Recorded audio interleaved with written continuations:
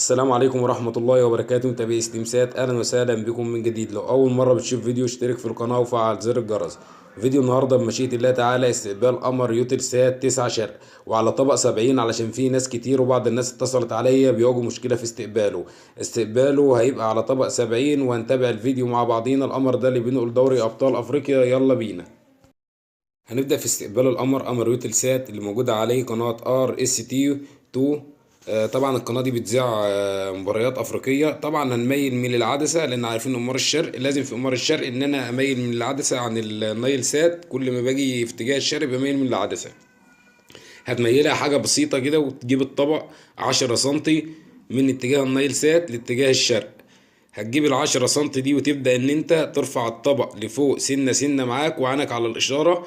هترفع وتنزل تاني لحد ما الإشارة تظبط معاك. هتجيب الطبق ال10 سنتي دي، هتلاقي الإشارة رفعت معاك القوة الجودة بتاعتها. هتبدأ ننزل بالطبق تاني سنة، هنلاقي الاشاره هتظبط معانا. طبعا كده انا الاشاره ظبطت معايا تمام.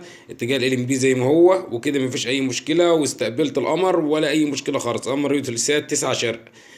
وطبعا دي كان استقبال القمر. هبدا ان انا اعرض لكم تردد القناه اللي موجوده عليه. طبعا يا شباب، انا كده انتهيت من استقبال القمر. يا ريت الناس لما تستقبل القمر علشان القناه تشتغل معاك استقبله على تردد 11900 افقي 27500، اللي هو تردد القناه اللي بتنقل المباريات من دوري ابطال افريقيا ومباراه زي السوبر الافريقي والكلام ده كله بيجي عليها. الناس طلبت استقبال القمر ده. طبعا القمر ده انا استقبلته على طبق 70 زي ما انتم شايفين، وبالنسبه طبعا في مصر كلها ينفع تستقبله على طبق 70، مفيش اي مشكله خالص. اهم حاجه انك تظبط الاشاره بتاعته وترفعها. اهم حاجه يكون الطبق خامته حلوه. يستحسن ان الطبق يكون بريفكس. طبعا القناه موجوده هنا وما ينفعش ان انا اعرض لكم صوره منها. ويبقى كده وصلنا لنهايه الفيديو. اتمنى الفيديو ينال اعجابكم والاشتراك في القناه، والسلام عليكم ورحمه الله وبركاته.